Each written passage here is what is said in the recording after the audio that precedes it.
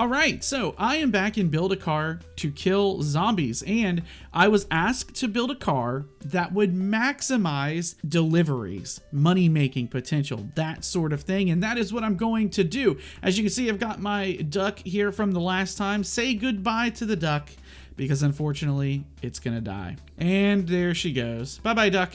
All right, so I'm going to come up with something that can hopefully deliver as many packages as possible, maybe put some guns on it just to see, and we'll go from there. I am not going to be deploying to area 2 because if you're going for packages, you want to stay in area 1. That's where you can make the most money, at least for right now. So let's get into it. All right, in the hopes of not falling off and not dying, I've made it here to the last stretch of the final area. And I'm going to show you guys what I did once I can prove to you all that it makes it to the end just fine. If I can not die and get there in one piece. Come on, getting stuck on little things here. And we made it. Oh my goodness. We did it.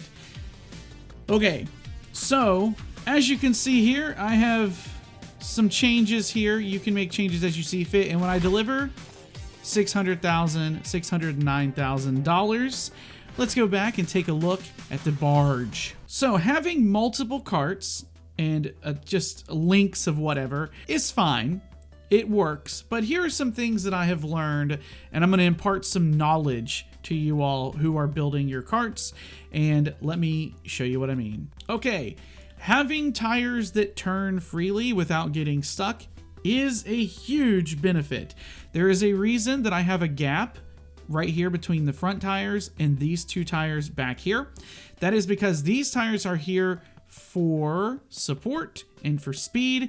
These are here for turning. Now, the game doesn't specify this, but here's what'll happen. In my experience, when I have these tires too close to these tires, sometimes the second tire here will act as the turning tire.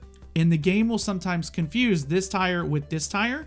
So these tires should be turning and these ones should not be turning. And sometimes these ones would turn and these ones would not. Why is that a big deal? Well, in my experience, your turning power and how fast you can turn is made up of a few things. First, if you have two sets of tires like this, it'll lower your turning.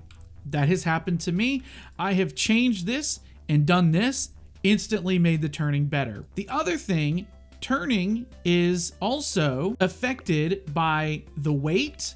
So how overweight your car is will affect your turning, and how many engines you have and how much speed you can get will affect your turning. The faster you go, the faster you can turn as well. But in the more tight turns, it can be a bit of an issue because the slower you go, the slower you turn. All right, so I have a bunch of gasoline. Another thing is, if you are too overweight, your gasoline will be affected. How much fuel you have. If you are very, very overweight, and if you're very slow, you'll use a lot more fuel trying to move than if you were lighter.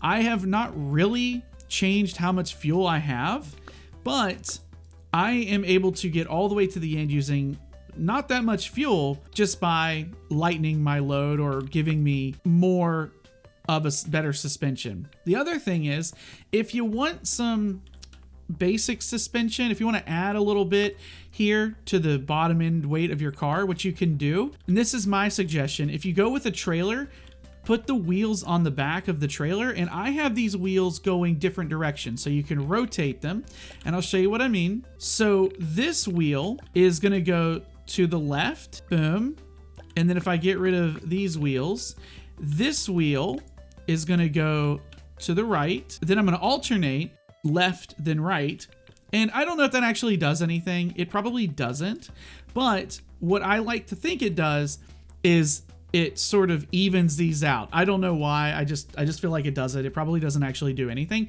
but this is also an easy way to get a little bit of extra weight without being able to add extra tires along the side here. The other thing is this. You can also turn a lot easier if your car is more narrow. So you might say, well, go for one stick. Well, we're going for maximum amount of money here. So I was having issues getting through the third area with the desert and that bridge. And what I did was I went from 5 wide. I started at 6 wide, dropped down to 5, and now I'm down to 4 wide. And I'm able to clear it very well, a lot more consistently. So that's also good. I also don't have many guns, but I do have higher end guns. And I also suggest having at least 12,000 health, because that gives you a little bit of leeway in case you hit too many things, especially in the ice area. The whole bottom row down here, I've mixed things up, and you can do this however you want.